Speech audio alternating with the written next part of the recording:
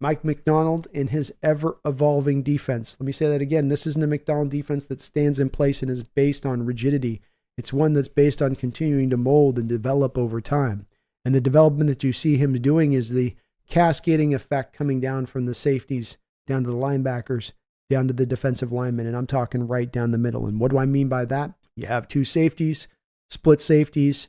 I want my free safety now to do strong safety stuff, my strong safety to do free safety stuff. Now I'm going to start to bring this forward. Now my linebackers, my two inside linebackers, I got a Mike linebacker, I got a Will linebacker. This is two positions that have been different in what I tend to require from each. Because you're a good Mike isn't going to mean that you're going to be a good Will.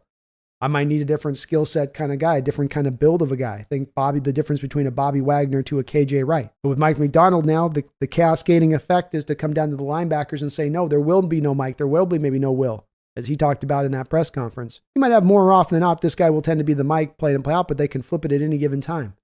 They can change those roles at any given time, just like they can do with the safeties on the back end. And now we get up to the front. The cascade continues. The wave continues onto his ideology and the ever-developing part of this ideology. Because now you have in Byron Murphy a guy that has played nose tackle and has played three tech. And you have in a guy in Leonard Williams who has done what? Played nose tackle and played three tech. He has nose tackle size, but able to play three tech. That's the big cat. That's essentially what you have in this guy. That's what part of what makes Williams ultimately so unusual in his own way, is that guys that big don't tend to move that well. So now you can flip it also all the way up to your defensive tackles, from the safeties to the linebackers to the defensive tackles. As an offense, try to identify what players are doing what and who is where. And here's our nose, and here's our Mike, and there's the Will, and here's this. You're not going to be able to kind of figure out what's what or who's playing what necessarily technique on a given play, which makes that unpredictability, which is at the heart of Mike Macdonald's scheme, that much more dangerous and lethal, that much more hard to deal with, that much more disguised and uncertain pre-snap as to what is going on. The more you get an offense, to me, uncertain in this day and age, the more you can get to the place of dominating, because so many of these quarterbacks are so well coached up. You see it here, go here. Think Brock Purdy, right? This, come back to this, keeping things kind of as simple and easy as they can. And I think you're able to remove a lot of that simplicity and a lot of that ease of figuring out what a defense is doing prior to the snap when you have all of this mixture in the roles and what these guys can do, and not just in a secondary, not just in the safety group, not just in the linebacker group, but now down to your defensive tackles. I said this even about a Jaron Reed. What's Jaron Reed's background? Comes out of Alabama as a nose tackle, as a one tech, as a zero tech. Great in that role. Run stuffer coming out with a little bit of pass rush he can give you. Comes to the Seattle Seahawks, they turn him into more of a three tech, basically as much as anything out of need, because Michael Bennett was moving on and you need to have somebody fill that role, and he did it well enough. So he's played some three tech and he's played some one tech. These are not guys that you're going to have who have been spending their whole careers doing this, and now you're going to force them to do that. As Macdonald said, for instance, about his inside linebackers in Tyrell Dodson and Jerome Baker, these are two guys that have both played Will. These are two guys that have both played Mike.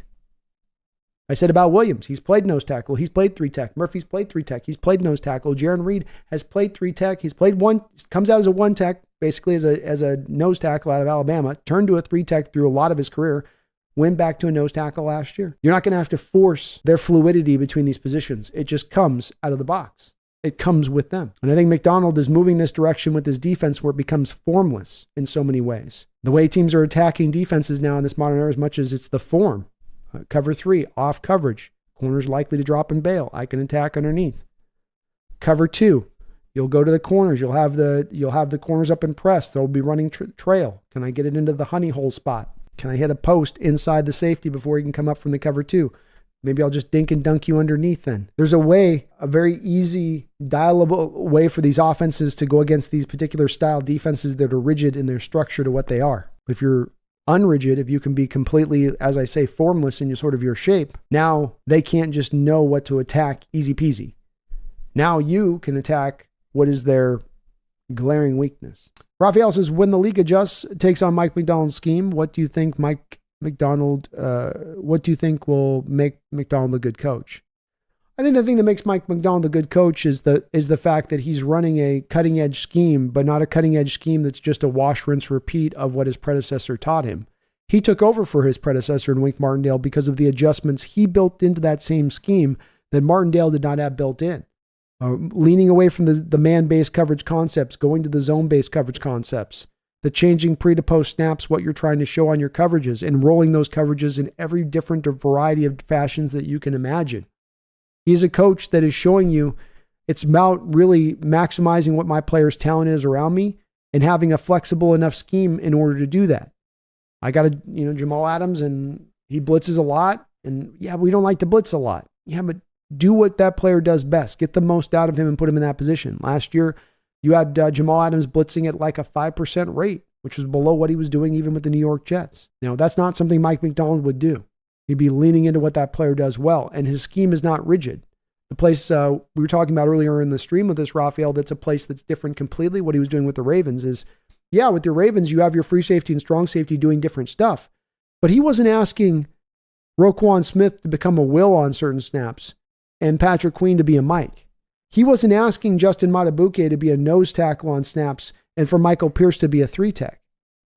The thing that's opening up now, the new flavor that's starting to develop here that we can see within this defense that he's starting to maybe plan to do as far as his next iteration, his next adjustment, that next thing that he can do to adjust to their adjustments, Raphael, is I'm going to apply the same manner and principle of what I'm doing with my safeties to my inside linebackers, to my defensive tackles. You're not going to know who the nose is. You're not going to know who the 3-tech is. You're not going to know who the Mike is. You're not going to know who the Will is. You're not going to know who the free safety is. You're not going to know who the strong safety is.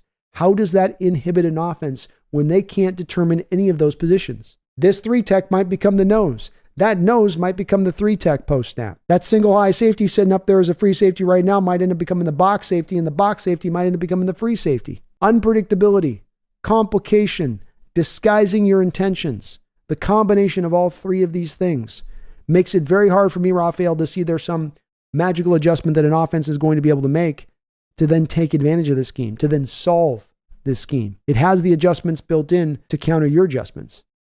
Whereas Coach Carroll, for instance, didn't have adjustments built in to counter your adjustments. I'm going to run my cover 3. We're going to drop back into bail technique. You attack me with underneath routes. You hit me with stop routes. You hit me with out routes. You hit me with over routes. You hit me with crossing routes. If my pass rush doesn't get home, I don't have an adjustment to be made for that. You can get out. You can get after me all day long with those kind of routes because we're not going to bring the blitz. We're not going to bring the stack fronts. I think that's where he's got a lot of room there for that to be able to kind of sustain Raphael and not to be where there's an answer to be found, an easy answer at that it has some longevity to it because of that. Philip Gazel says, poor Pete was hard to watch on defense the past couple of years. Teams got the solution to him. And it's been talked about by a lot of analysts and pundits, and especially hear a guy like Chris Sims a couple of years ago talk about this. Chris Sims being a very good friend of Kyle Shanahan, talking about these Seattle beater plays that existed. There were plays that were just designed to beat this Coach Carroll defense. That you've been here for 14 years. You've got so much tape out there for teams to look at this defense and find the holes within it. Every defense has holes within it. If you don't have a lot of built-in adjustments, they're going to attack those holes and they are not going to stop. And that's just what teams did. And that's why it kept getting worse and worse and worse a little bit.